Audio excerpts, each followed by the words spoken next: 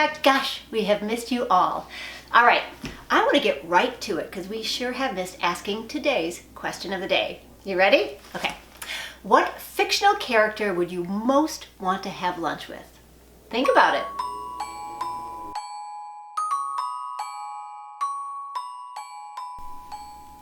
For some reason, all I can think of are Dr. Seuss characters. How much fun is that? Remember, the answer is yours. The challenge is how you creatively express your answer. You have a whole week, so go ahead. Be brilliant.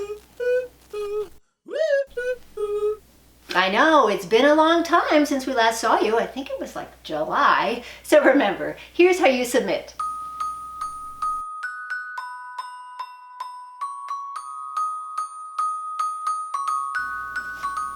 And now that we're back, we do have a little longer format for you. It's going to be a lot of fun. So please welcome next Lillie Sheridan, who is our ArtsECO student artist in residence.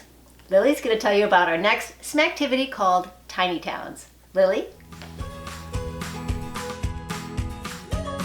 Hi, I'm Lillie Sheridan, and I'm very excited for our next Smactivity's Tiny Town. Tiny Town. For this next Smactivity, we're going to create a tiny town out of whatever recycled materials or Legos, Playmobil, anything that you want to use to create your tiny town. Have you ever wanted to create your own customizable toys? An environment where all your toys can come together and enjoy a town that you create out of cardboard, Legos, or whatever materials, 3D materials, that you want to use. It can be as big as you want, and you can continue it for as long as you see fit. I know I'll be there, and so will my cat Peabody, and we'd love for you to join. Get on down to Tiny Town!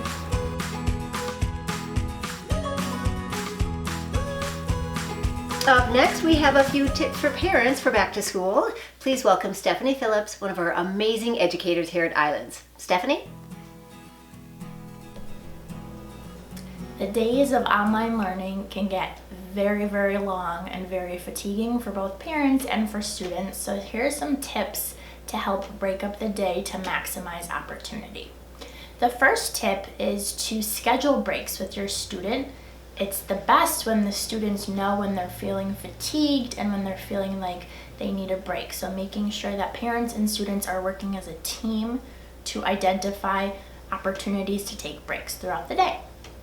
The next tip that I have is to block off time for yourself during the day. So maybe that's after lunch, or maybe it's after a subject, or after an opportunity working with an activity at IOB.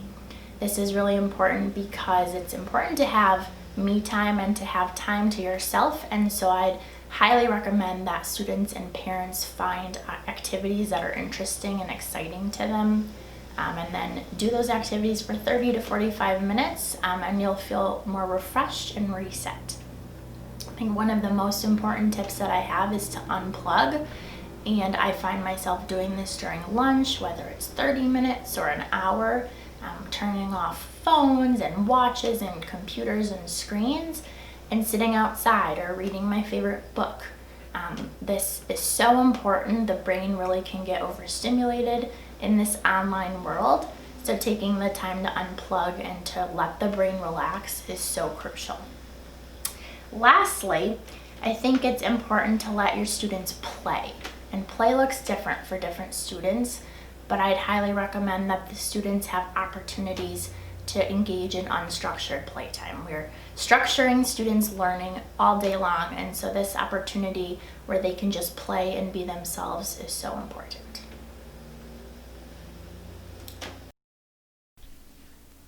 Remember, you now have a whole week to put your answers together, and we'll share them the next time we see you, because we're going to stay engaged and connected through creativity and through shared experience.